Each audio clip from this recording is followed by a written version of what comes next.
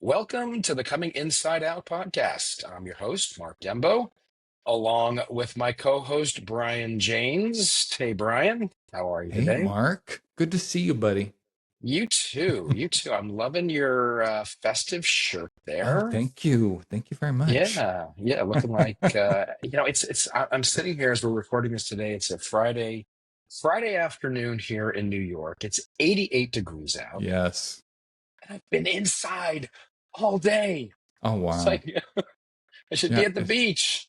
absolutely. It's beautiful here. I have pink shorts to go with my blue and pink Oh, shirt. there you go. Okay. All right. But of course, yeah, you realize like, we do this. We may not be wearing any pants, Yes, I'm like a news broadcaster half the time. Right. Exactly. I'm dressed Exactly. from the waist up. I just have to remember like not to stand up, Yeah, right? exactly. Oh my God. Oh, wow. So, hey, before we kind of jump into stuff today, so last week, it was our first episode in a few weeks for various reasons, and we were so excited to get our episode out there. And then we had some technical issues. Yes. So to all our listeners out there, you may have noticed about 32 minutes in, I think, the, the episode just ended The cliffhanger. It abruptly. was the Yeah, cliffhanger. exactly. That was by design. No, yeah, we had some technical issues, and if you were watching the video, I think Brian, we lost your video somewhere around Yes. 20 minutes in. So hopefully we'll have fewer glitches this week. But hey, it's the world of podcasting. It's kind of what Yes. happens, and we're like, you know what? I don't want to go. We're not going to go back and redo it because I thought we had some really great stuff in there. So we just went with it, and Yes, I think we lost the last 11 minutes and I tried to go back and recover it and it just wasn't happening. So yeah, it was a cliffhanger. We left yeah, everybody yeah. wanting more this Yeah, week. How's that? exactly, Yes. exactly. And hey, look, we're still learning this as we go, right? So Yes. Yes. And I would, along those lines of learning as we go, I would like yes, to acknowledge that this is our 50th episode. So, anybody who's been with us from the beginning, this podcast started in May of 2024. And this is the 50th episode and the first time where we had the video and the audio cut off on us. So, one in every 50, I'll take it. well, not bad, not Yes. not bad at all. Yeah. So what else is happening for you this week, Brian? Just trying, yeah, I'm trying to stay positive with everything happening. We're recording this the first week in June. The big bromance breakup between Trump and Elon happened over the last couple days. In the beginning, I found some humor in it, but as we get further and further along, I don't know. It's a little disparaging to me to see these two people acting the way that they're acting and just seeing some of the things that are coming to light. And it's like you were holding on to this information because you were somehow being benefited on the back end by not releasing this information. It just feels, I don't know, leaves me feeling a little heavy hearted this week. Just kind of furthers the uh, furthers the revelation. I don't want to call it a revelation. I think most people already know it, but that Donald Trump is a grifter. It's Yes. whatever benefits him, and so this is just further proof. And we talked about this last week, and we've talked about it before. Um, all the things that are happening, all the things that he says, all the things that he does. There shouldn't be any surprises here. It's doing all the stuff that he said. But, I think we have to be aware of it. And I know we don't want to kind of go down a negative rabbit hole for the next, 40 minutes. But I mean, just some of the things in addition to um, the the bromance breaking up, which I don't know. I just kind of find it humorous. I mean, I think sometimes that's my way of dealing with things too, is just like, you know what? It's just it's it's it's so absurd. It's humorous. Yes. Yes. That's yeah, We yeah, all knew this was coming. yeah, None of his yeah. relationships last. He ends Well, up that's throwing everybody under the bus. right. One of Well, the it's things I until it doesn't suit him anymore, until he's not yeah, benefiting anymore. Yeah. and one of the things that I heard or that I saw yesterday was Elon Musk knew about Trump's involvement with Epstein, Hmm. but he's waiting until now to throw that out to the public.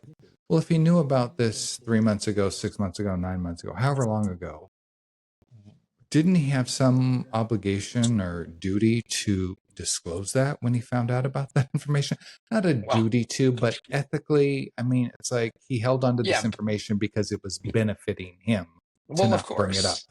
But And let's it remember the saddens me for our country and for us that this is taking yeah, but you got place. come And on, you got to remember the people you're talking about here. I yeah, mean, ethics and morality, that means nothing. It's yeah, only about how it benefits them. And you take two people like Trump and Musk when they're both looking at this from a, why did that work? Because they both saw that there was mutual ways for them to benefit off of yeah, each other. Once that was no financially, longer there, right, yes, once that was no longer there, oh wait, Tesla stock is tanking, he's losing sales, wait a minute, this is no longer working for me.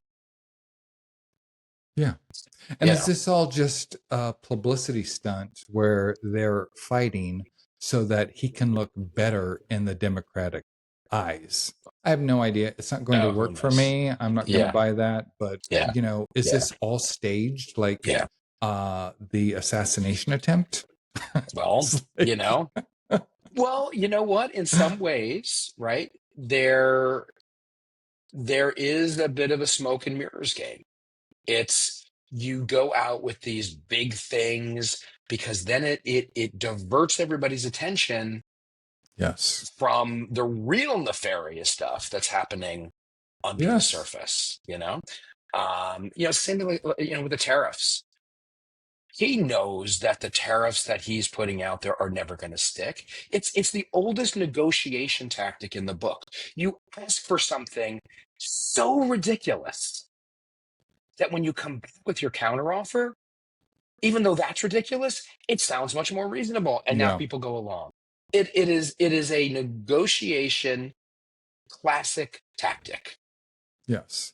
Or by putting those astronomical tariff fees out there, what did he get in return by removing them? How many times, how many dozens of Oh, times were the oh, for tariffs up and him, down? Yes. I mean, for him, what gain was there it, for Musk? Was there a gain with Starlink? I mean, well, it's like, not hey, we're gonna put 125% tariff on you, but if you agree to sign the Starlink contract, we'll remove those tariffs. It's like, well. I There's don't. there's that, and it ideally or supposedly would funnel more business right to a Musk company because it's American based. Mm-hmm. For Trump, though, what it does, he was reveling in the fact of he was able to influence the markets.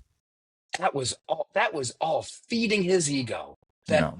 I can do this and look at how the markets respond. I don't care that the markets dropped however many hundreds of points in a single day. It's because of me. That's what's in it for him. Yes. His That's ego. all what's ever in it for Yes. him. Yes. That and money. But all right, so some of the other stuff and just because I do think that it's important that we stay aware, right? There's all this stuff on the surface, the shit show that they're putting out there, but it's also important to stay aware of kind of some of the stuff that's happening behind the scenes and the downshifting effects of some of this.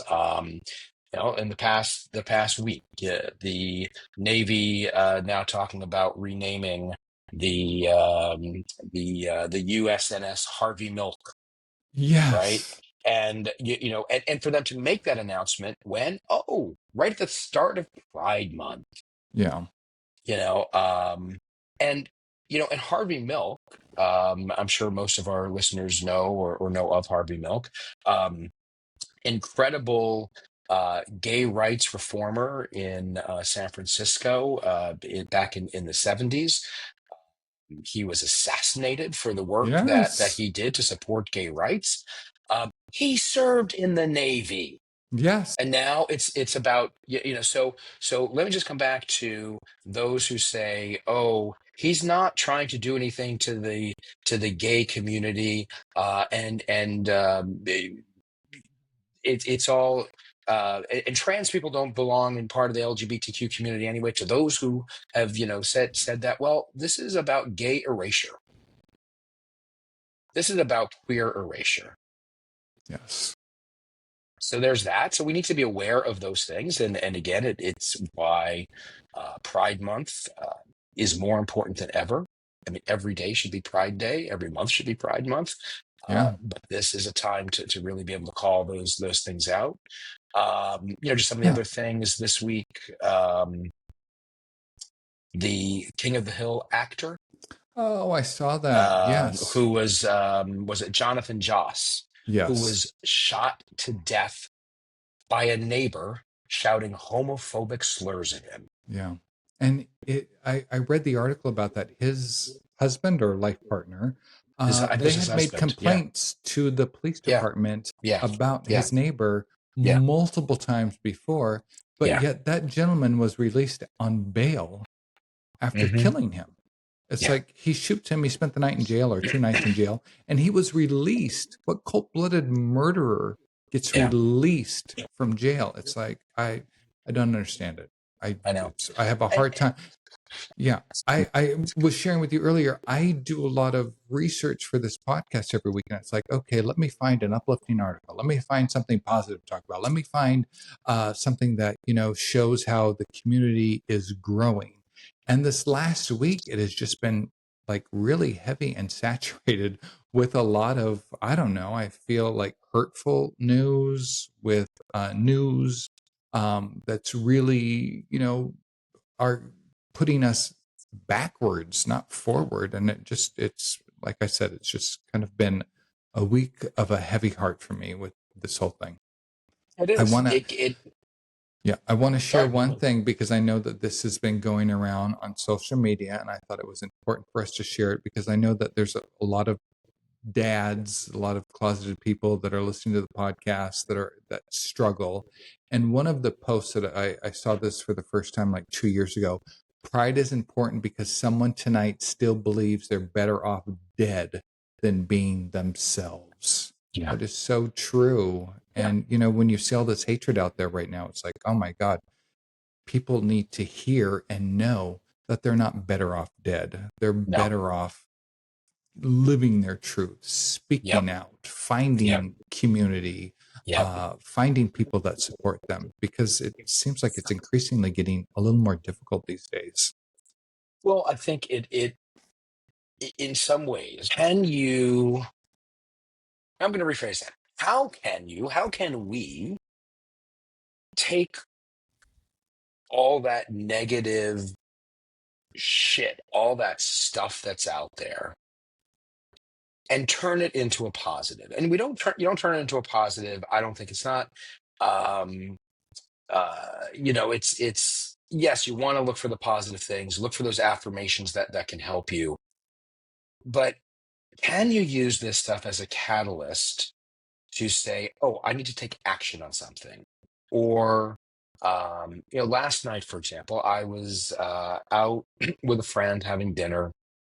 um, and we were talking about again, kind of all this stuff going on, and how easy it can be to be negative, and just regardless of gay, straight, bi, whatever, right? Just Yes. so much stuff going on. Yes. But particularly or even more so, in the gay community, where feeling like, oh my gosh, we're under attack. Is it safe even to be walking around in New York City, and to be openly gay? I mean, I still feel like it is. I don't feel like it isn't, but the thought goes through your mind. And he and I we were just walking. We went out to dinner. We were just kind of walking. We were in the city in his neighborhood and just walking around. Were you And holding? Were you holding hands?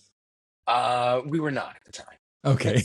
We were not. No, no, no. We were just having a nice walk. But but then I said to him, I was like, it was a beautiful evening, and I said, through all of this, through all the crap, all the stuff that's going on, we're still living our lives. We just went out and had a nice dinner. We're walking around just enjoying the conversation, just enjoying the evening, just Yes.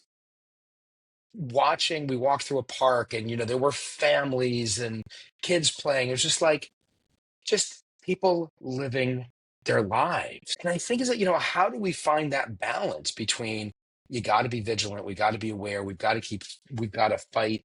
And for those of us that have come out later, right, have never had to deal with this kind of stuff, but to Yes. recognize we have to be there.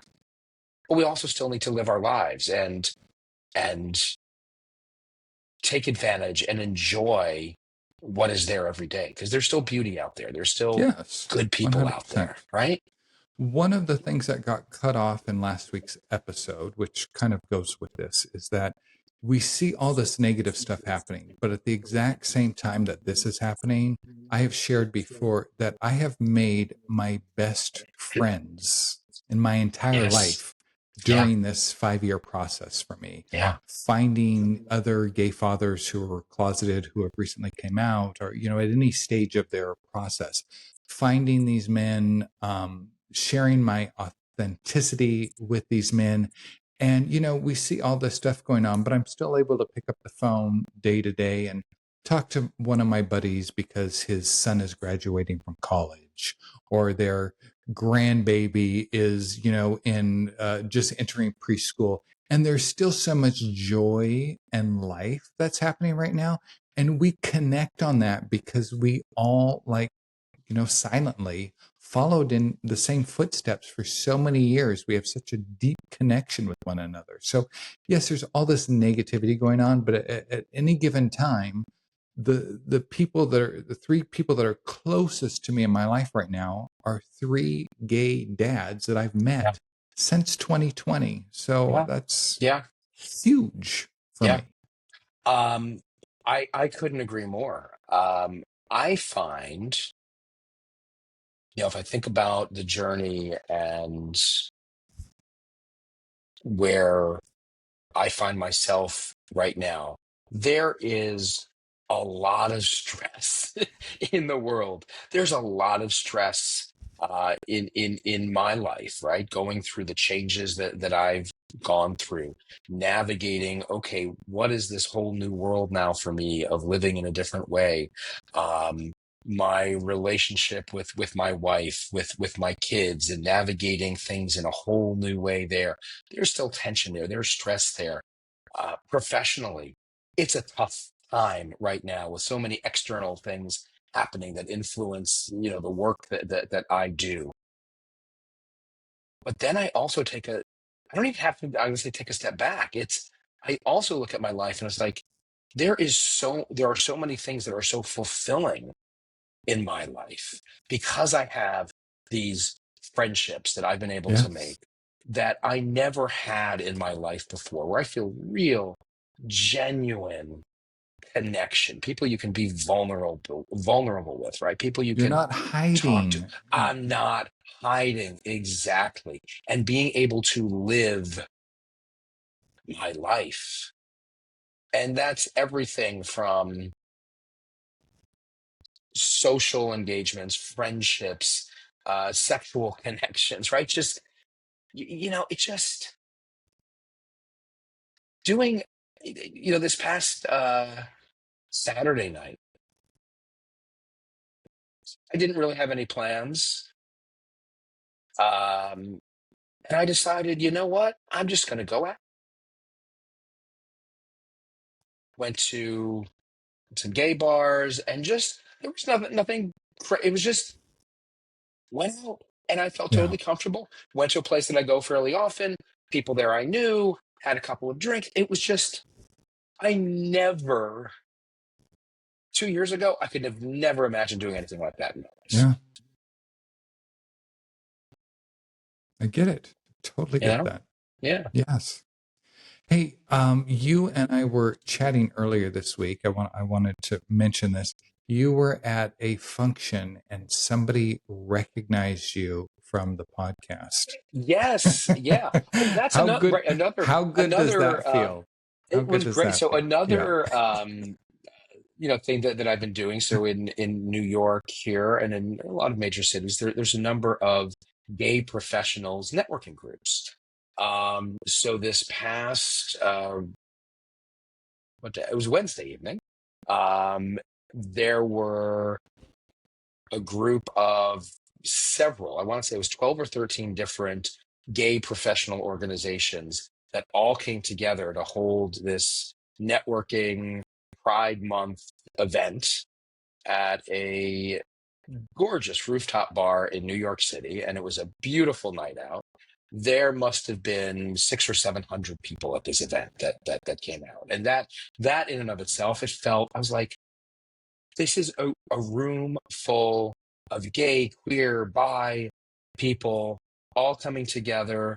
It wasn't a hookup event. It was a net business, but it just Yes. felt so comfortable. So at one point, I'm at the bar getting a drink, and the main organizer of the event, who I think maybe I've met once, but we don't really know each other.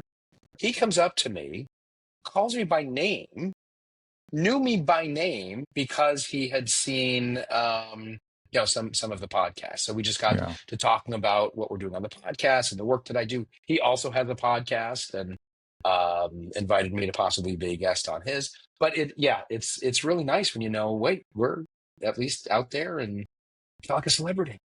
Yeah. It's you got a free drink out of it, huh? I no, I didn't. You didn't get it. Damn it. Oh, that's funny. Yeah. Last week we had mentioned that I already forget his name, one of the porn stars out of Palm Springs that had passed away. And this week we have another one. And I keep saying how I'm not a porn watcher, but these are all on advocate.com. An Australian porn star, Colby Falks, died at the age of 42 in Australia. So there's another porn star for you. I don't know if you knew him, but Not personally. all right, me neither. Although he looked very good looking. And yeah, not to go down more of a rabbit hole of negativity. But another prominent death this week in the gay community, the author, Edmund White, passed away. And I have to say, maybe others listening will be like, how did you not know of Edmund White? Was not really familiar with him. Um, but he passed away. He was in his 80s. And I just bought his most recent book, which is a memoir. And he has written some novels about coming out. This is back in the 70s.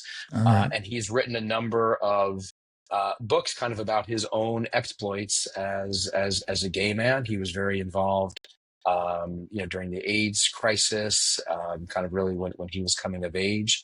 And he just passed away this past week as well. So for anybody looking to learn more in terms of gay historical, I don't want to say historical figures, figures, prominent gay figures from a literary standpoint, Edmund White I just just passed looked away. him up. I was not familiar with him either. Yeah. So, yes, thank you for that Yeah. information. So, Brian, one of the things that I think we've talked a little bit about this, both maybe off air as well as on air, is different types of gay relationships. And I think it's interesting, for those of us coming out later in life and kind of starting to navigate. Okay, what does it mean? What do relationships look like now? What do we want?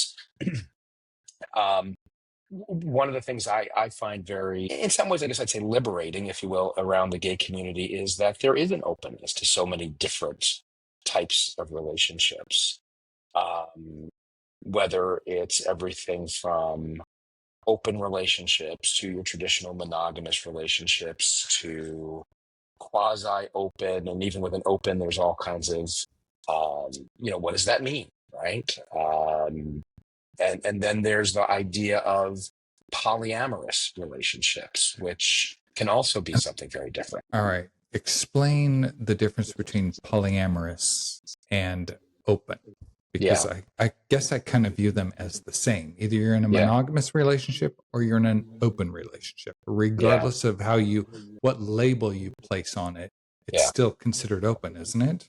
Well, they're very different. In fact, I mentioned a friend I was out with last night, and he actually is married to a man, and they have a polyamorous relationship. And so I kind of asked him kind of the same thing. I was like, help me understand what does that mean? And the easiest summary of that is typically an open relationship is about sex. It's about a hookup. A polyamorous relationship is about love and connection. So it's the starting point is Does different. that still involve sex with multiple partners? Yes. Yeah. Okay. Yeah. And in, It's in, not in an I don't know if I'd say in all polyam. cases, but sure. Yeah. Okay. Yeah. Polyamorous isn't just that you have a closeness or an affinity or a love for another person, but it's going to also involve sex with a third It, person. I mean, I don't know, if there's the textbook definition that says it has to, but I would imagine in most or in many cases, it does. I mean, think about a polyamorous relationship as, you may have a circle of people that are within, kind of this love relationship, and it's, in some ways, there's the concept of a throuple, right? Have you heard, familiar with the throuple? Yes. So But I isn't a throuple a monogamous relationship amongst three individuals? Or also, is a throuple also an open relationship?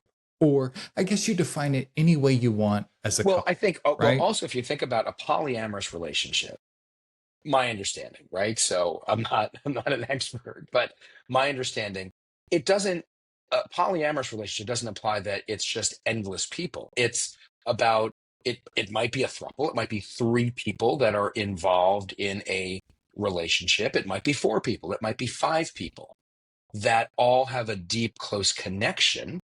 And there might be times that maybe people within that relationship do things together.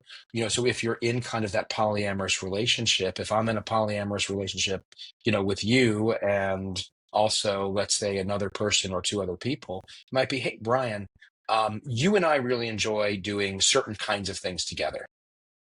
So you're kind of my partner for certain things. Another one might be, this is my travel partner. They love to travel, but my other partner over here doesn't. So you're able to find ways to fulfill many needs from many people. It's a you. know, I think so many times we hear these concepts, we hear these ideas, and it can be hard to get your head around because we are so conditioned that a relationship is a monogamous relationship. For those of us that, right, we grew up being straight, it's a relationship is one man and one woman, or one man and one man, or one woman and one woman. The idea that you can, that love is not finite is a hard concept when it comes to relationships, because you do get into, jealousy and how do you manage that. Yes. You have to come from, I think, a sense of, what's in psychological terms, secure attachment to start with in order for it to Yes. work. Here's my take on that, because I am monogamous oriented. I was in a monogamous relationship for 30 years. And I guess, through my streaming or however I look at stuff on social media, I get a lot of reels, what happened to monogamy? Where are all the monogamous men? Because there's people out there looking for monogamy in a sea of open relationships in the gay community or gay culture. I find, and you and I both married for a very long, over 25 years each. When you're married, you should be in a place with your partner where you're able to share everything. Obviously, there were things that you and I couldn't share, with our partners, but you're supposed to be able to share everything. When you're in an open relationship and it's like, okay, you can't do this here, or you can't do that, or you can't have sex with the same person twice, or you can't this, or you can't that. And when a person steps outside of that, all of a sudden you're creating all of these barriers within the relationship. When the relationship you should have freedom in that relationship to be yourself, to say what you need to say, to ask for what you want to ask for. And it just feels like when you place all these parameters on having an open relationship, you create all these little boxes in which, you can't talk about something, or you step outside of it, or you create secrets. I don't know. It just feels, you and I both read a couple months ago that it takes a really, really secure couple to make an open It's, relationship work. I absolutely right. Whether it's a traditional open relationship, Yeah. which is kind of an oxymoron, right? Because an open relationship is not traditional, or kind of what we were just talking about, a more, what you might call a polyamorous type of relationship.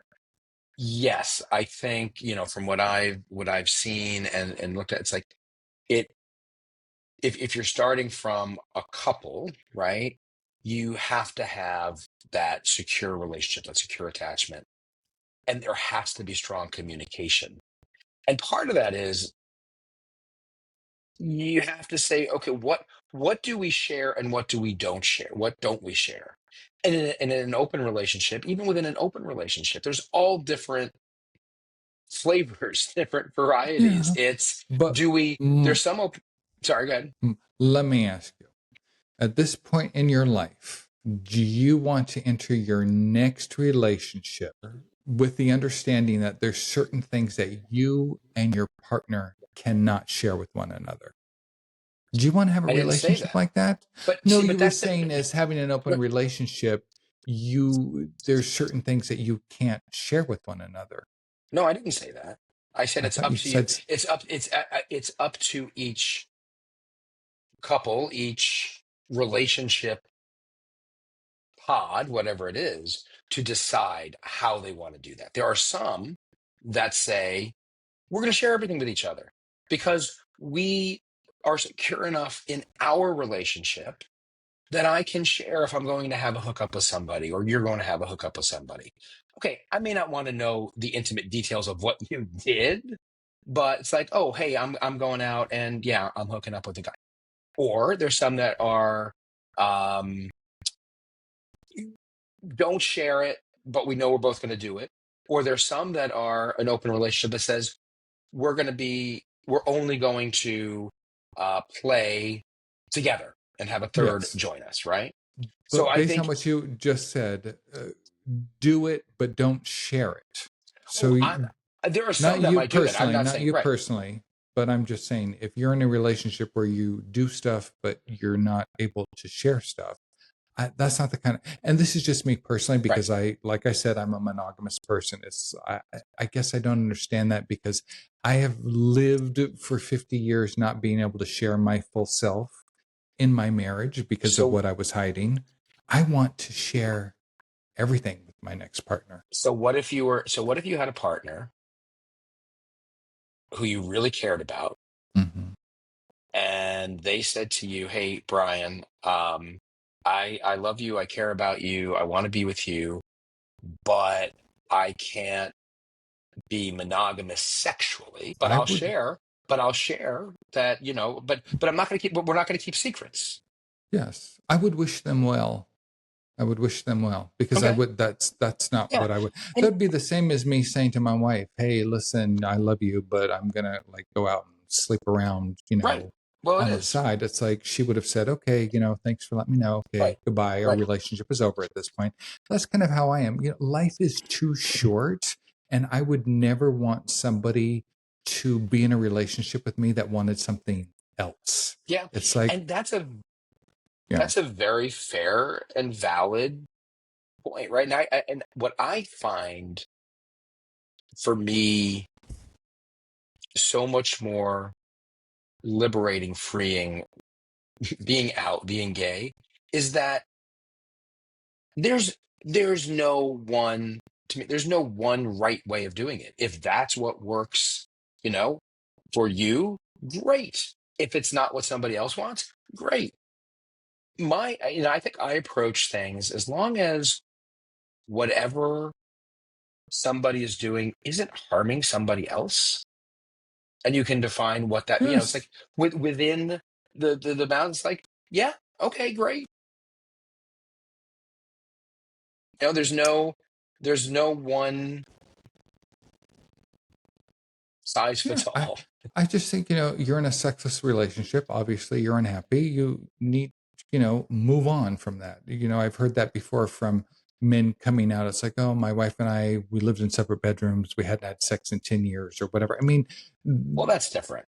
there doesn't need to be a reason for it. It's for myself. And you know this also because you're in a long term marriage. There's so much more to your relationship Of than course. Yeah. sex. You're able Yeah. to build so much on it. You're able Yeah. to enrich your life so much with Yeah. your partner. Yeah. And to me, I would feel robbed if that person was doing something Yeah. on the side. I don't know. That's just me Yeah. personally. No, I But absolutely. Hey, and I think that's where it's, the beauty of everybody can yeah, how I see pursue, this find the working relationships that matter for them. how I see this working, people that have been in a long term relationship that come out as gay later in life and they just want to have fun and they just want to explore. Sure. Of They've already done the course. relationship, they've Yeah. already had the Yeah. long term commitment, and now they just want to go out and just have a great Well, time and have a companion to come home to. I get it. Well, and I think there's a few things, as we're kind of talking about this, I think there's a lot of here that we can continue to kind of peel back. I'd love to, maybe we can bring on some guests that can really, some experts in open relationships and polyamory, and let's hear from some of the experts on this, around that. The whole topic, kind of what you're talking about too, of the gay adolescence. I think a lot of us that have come out later, right? It's for lack of a better term, again, gay adolescents making up for lost time Yeah. and saying, "Hey, I've been in a relationship for so long, I don't know that whatever typical relationships have looked like, if that's the right fit." Right? Yeah. It's I, all about figuring things out. I talk Yeah, to people in our gay dads group or gay dads worldwide, and they're like, "Listen, I've been in a monogamous relationship for 30 years. yeah, I've had it. I've done it. yeah. I've experienced it. That's not what I want going forward. Right. I didn't come out as gay to be locked into another long-term relationship. Absolutely. Yeah, I totally get yeah, it. yeah. I thrived in my relationship with my wife. And I shared this with you last week and I kind of hesitated whether or not I would say this on the podcast, but I think that this is actually suiting for this. My wife and I separated in 2019. I came out after our divorce, and I came out to her, and we have raised our children for the last 5 years very respectfully. We go to the same family functions. We do everything together when it comes to our kids or holidays. But outside of that, we really don't share Hmm. and talk. And I don't know her personal life, and she doesn't know my personal life. And so this has been going on for 6 years. And last week, my ex wife showed up at my front door knocking. I opened the door and she's like, "Hey, I really need to talk to you." She came in and she and I had almost a 4 hour conversation. Wow. Wow. We laughed, we cried, we hugged, we, reminisced, and it was so healing. And when my wife and I separated, and after our divorce, and I came out as gay, I didn't send her a love letter. I sent her a letter of love, is what I titled it, because she had pretty quickly come back and said, "Oh, was our entire life a lie? Were you closeted gay? Yeah. And Yeah. you married Yeah. me, and just this whole thing." And I obviously am not writing her a love letter after our divorce, but I thought, I'm going to write her a letter of love, and I just shared in that letter how every moment of our relationship was real for me. How Yeah. my proposing to her, the love I had for everything was real. But when she and I divorced, it was like we had known each other as teenagers. We had like this 40-year relationship that pretty much ended in a conversation in 2019. And this whole week, I have just felt like, wow, I have this person back in my life, and it feels so good. So for That's great. anybody who's thinking that possibly there's no hope for them and their ex, or it's like that ship has sailed.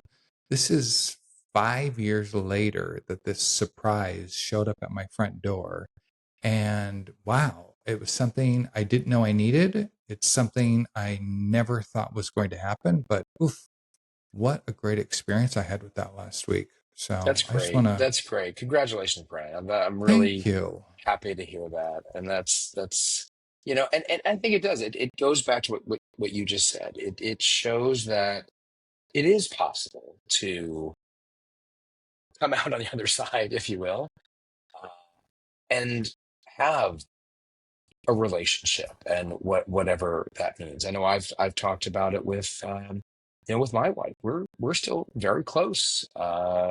We had coffee earlier this week. We talk or text pretty much every day. And not just about stuff with, the kids or whatever. It's how are you? What's going on in your life? We're going out tomorrow night. We're going to see a show together Hmm. because we enjoy each other's company. Yeah. It's different, certainly, right? But we're recognizing that yes, this is possible to do that. And it's wonderful when you can. And for those out there, I know it's not easy in all cases. I know not everybody is able to have that for various reasons, um, but it is possible. It is possible, and sometimes it takes time to get there. Yeah.